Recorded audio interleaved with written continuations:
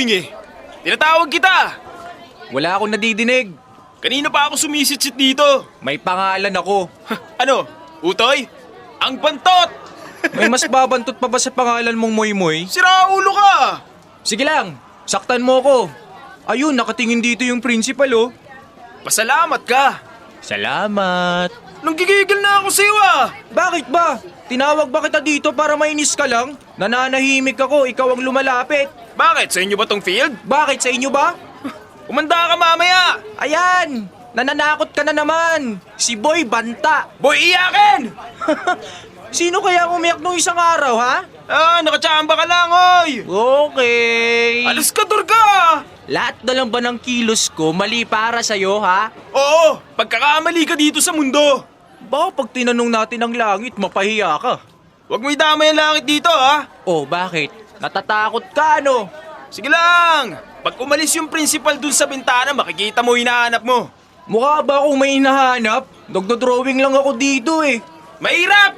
Wow! Mayaman ka? Mas may kaya naman kami kaysa sa inyo, no? Ulila! Iniwan! Loko ka! Namumuro ka na talaga! Bakit? Dinadamay mo magulang ko eh. At least ikaw hindi ko dinadamay ang magulang mo. Ay, sorry. Wala ka palang magulang. Iniwan ka nga pala. Di ka titigil! Are! Ano? Lumaban ka! Gusto mo talaga ng gulo ha? Ano? Ito sa'yo! Palag! Talaga papalaga sa akin?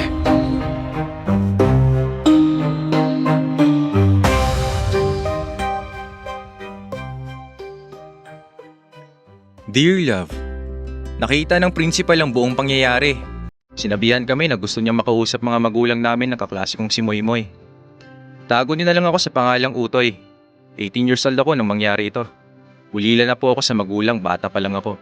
Halos parehas kami ng kapalaran ni Moy-Moy. Siya naman ay nasa pangangalaga ng tiyangkay niya na kapatid ng tatay niya. Hindi ulila si Moy-Moy, pero iniwan lang siya ng mga to sa tiyangkay niya.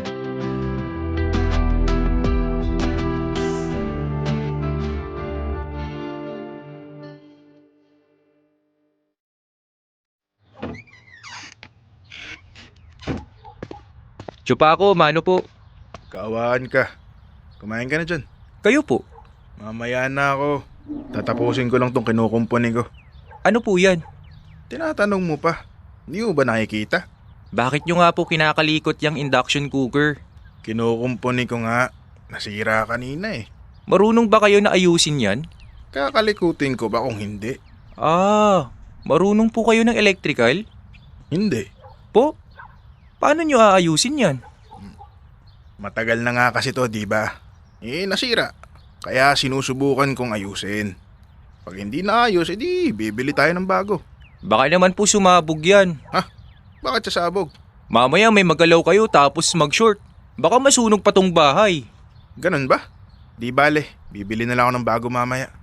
Tara, kain na tayo. Hindi nyo na po gagawin yan? Ayoko nga. Baka sumabog pa yan, magkasunog pa dito. Bakit ka tumatawa? Kain na po tayo. Halika na. Nga pala, Chong. Ano yun? Pinapapunta po kasi kayo ng principal namin. Talaga? Iyon! Bakit kayo natutuwa? Ha? Hindi ba ako pinapatawag kasi may award ka na naman? Hindi po eh. Anong dahilan? Kasi po, napaaway ako kanina. Kanino? Kay Moy-Moy po. Na naman? Inaway ka na naman nung muy-muy na yun. Ano bang itsura nun? Palagi ka na lang inaaway nun ah. Ako po ang unang nanakit. Sira ka pala eh. Bakit ka nakikipag-away? Hindi ko naman po siya pinapansin kaso sinabi niya ulila daw ako. Ulila ka naman talaga, di ba? Tsopa ako naman eh. Pero mali na sabihin niya yun. Sige, pupunta ako bukas sa eskwelahan nyo. Makakarinig sa akin yung batang yun. Tsopa ako, ang puso mo. Kain na po tayo. Mabuti pa. Tara.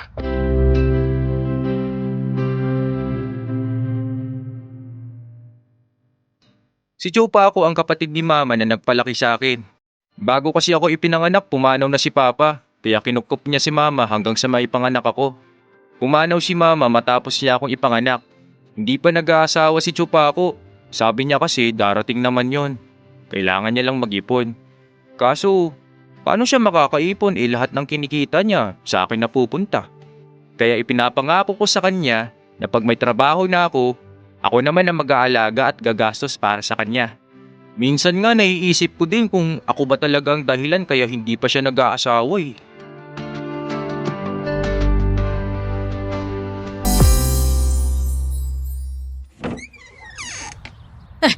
Ikaw pala yan. Nakauwi ka na pala. Akala ko kung sino, buti hindi ko kinuha yung baril ko. May baril kayo, Chang? Wala. Pero wag kang maingay. Pinaririnig ko lang sa mga kapitbahay para kung sakaling may magtangkang magnakaw dito sa atin. Si Changkay masyadong tamang hinala. Hindi tamang hinala yun. Advance lang ako mag-isip. Teka nga. Bakit ba nagmumukmuk ka dyan? Kanina ka pa ba nakauwi? Kadarating lang po. Nagpapahinga lang. Nagpapahinga? Diyan? Mayroon naman tayong sala. Meron ka namang kwarto. Pero diyan ka talaga sa tapat ng bahay at tabi pa ng basurahan nagpahinga. Uy, pumasok ka nga. Opo.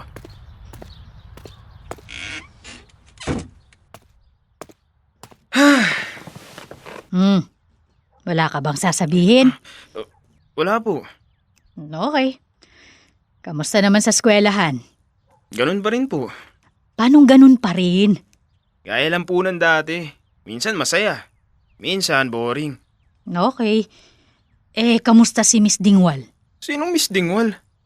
Hindi mo kilala yung English teacher mo? Oo nga po pala. Ayun, Inglesera pa rin po.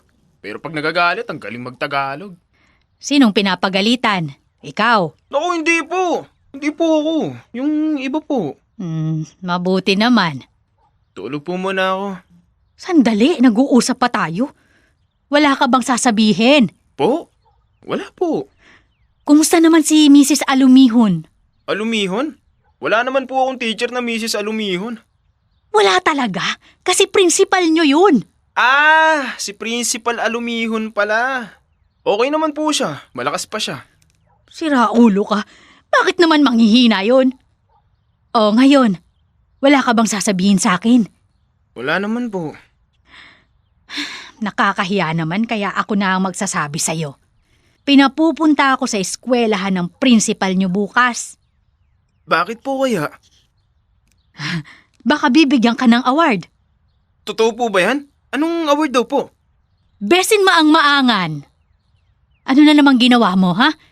Ilang beses na pala akong pinapatawag, hindi mo sinasabi sa akin.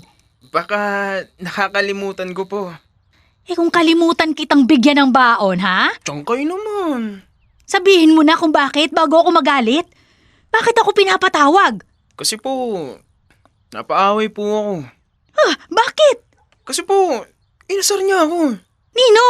Ni Utoy po. Sino si Utoy? Kaklase ko po. Sabi niya kasi, iniwan daw ako ng nanay at tatay ko. Ano? Bastos yun ah! Humanda sila sa akin bukas!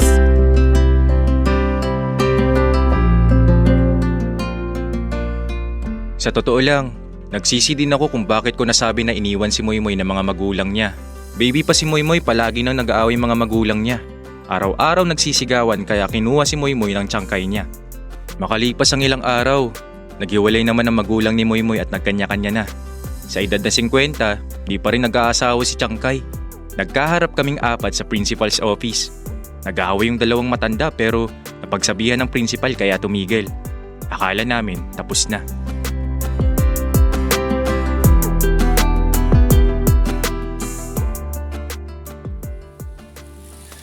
Kaya pala barumbado ang pamangkin.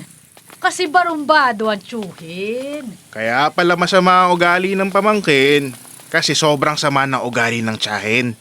Ako ba pinariringgan mo? Nasasaktan ka ba? Pues, kung nasasaktan ka, ikaw nga. Ang sama talaga ng ugali nito. Pumapatol sa babae. Babae nga. Babaeng sanggano. Tsupako, tama na po. Wala na po tayo sa school. Tiyangkay, nakakaya po. Nagtitingin na yung mga tao dito sa kalsada. Talagang nakakahiya kung ganyan ang tsuhin mo. Kung sa bagay, pag makapal ang balat, hindi na tinatabla ng hiya. Tsupako, uwi na po tayo. Tayo din, Tiyangkay. Hindi. Dapat tuldukan namin to. Tuldukan. Pero yung salita mo, puro exclamation point. Pasikat. May nalalaman pang exclamation point. Chopako, bakit po ba kayo nakikipag-away? Ayan ka na naman sa pagiging bulag mo eh. Hindi mo ba nakikita kung paano niya yurakan ang pagkatao ko? Yurakan? Ha, may mayuyurak pa ba? Tiyangkay, kami po ang problema, hindi kayo. Dapat po inaayos nyo kami. Hindi yung nalipat sa inyo yung gulo namin. Kami po ang may kasalanan tapos kayo yung naapektuhan. Ayaw kong ganyan ka, Tiyangkay. Ako din po, Chopako. Ngayon ko lang kayo nakitang ganyan. Ano po bang nangyari? Pasensya ka na, Utoy ha. Nabigla lang ako.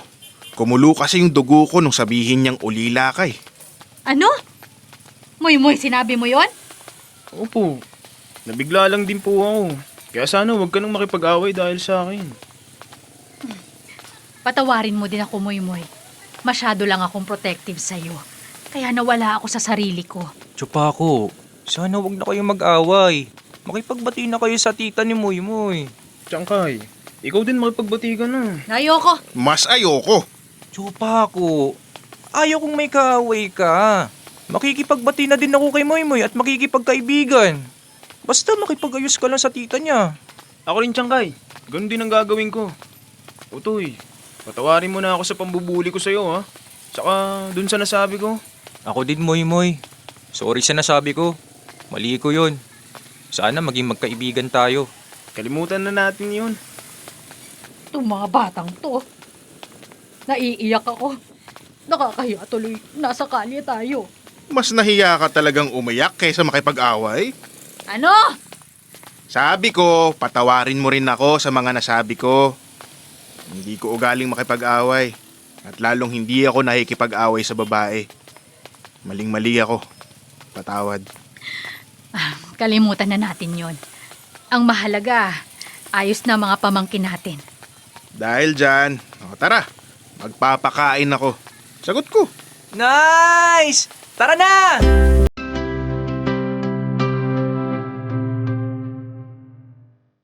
Dear Love, yung itinanim namin na pangit ay nagbunga ng napakagandang pagkakaibigan. Well, pagkakaibigan namin ni Moy. Kasi ang namamagitan kina Chopako at Tiyangkay, higit pa sa pagkakaibigan. Ayaw pa nilang umamin nung una pero ramdam naman namin ni Moy na nagkakahulugan na sila ng loob. At ang dasal namin na sana magkatuluyan sila. Dahil kung ang kaligayahan nila Chopako at Tiyangkay ay ang magandang kinabukasan namin, ang kaligayahan naman namin ni Moy ay ang makitang masaya at hindi nag-iisa ang puso nilang dalawa.